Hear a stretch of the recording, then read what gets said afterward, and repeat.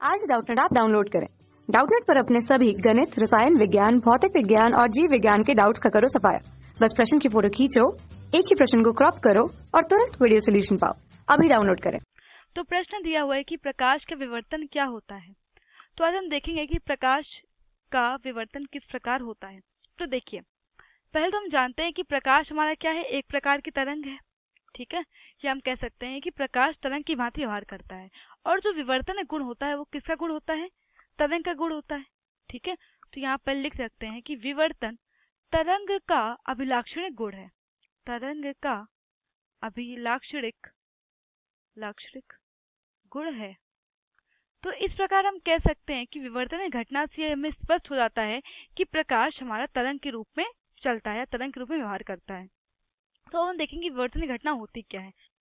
तो जब समतल तरंगाग्र को किसी अवरोध अथवा छिद्र से, ये है हमारे समतल तरंगाग्र हैं, समतल तरंगाग्र। तो जब समतल तरंगाग्र को किसी अवरोध अथवा छिद्र से गुजारा जाता है तो अवरोध अथवा छिद्र के जो तीक्ष्ण किनारे होते हैं, तो इन तीक्ष्ण किनारों से जो ये समतल तरंगाग्र होते हैं तो इनको आंशिक रूप से ये मुड़ जाते हैं। ठीक है, तो आंशिक रूप से मुड़ के ये में क्या मिल जाते हैं? गोलाकार तरंगाग्र मिलते हैं, गोलाकार तरंगाग्र।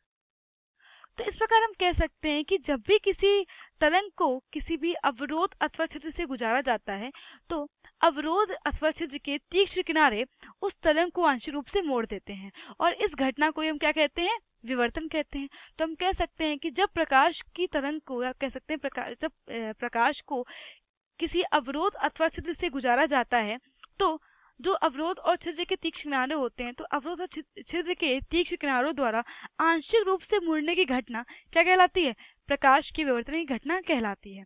ठीक है, और जो अवरोध अथवा छिद्र का आकार होता है वो प्रकाश की तरंगदैर्घ्य की कोटि का होना चाहिए।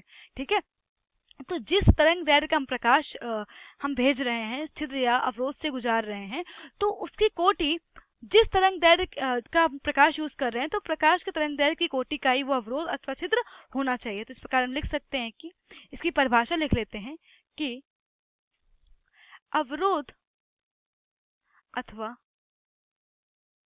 छिद्र के तीक्ष्ण किनारों द्वारा तरंग का या हम कह सकते हैं तरंग अथवा प्रकाश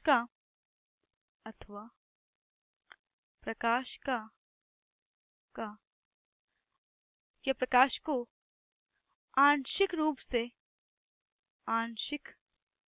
से मुड़ने की घटना क्या कहलाती है? प्रकाश का विवर्तन कहलाती है। ठीक है, और जो अवरोध और छिद्र का जो आकार है वो लिख लेते हैं। ये सबसे इम्पोर्टेंट है कि अवरोध अथवा छिद्र का आकार तरंग दैर्घ्य की कोटि का होना चाहिए, तरंग दैर्घ्य की कोटि का होना चाहिए। तो यही है हमारी विवर्तन घटना। तो प्रश्न हमसे यही पूछा गया था कि प्रकाश के विवर्तन क्या होता है।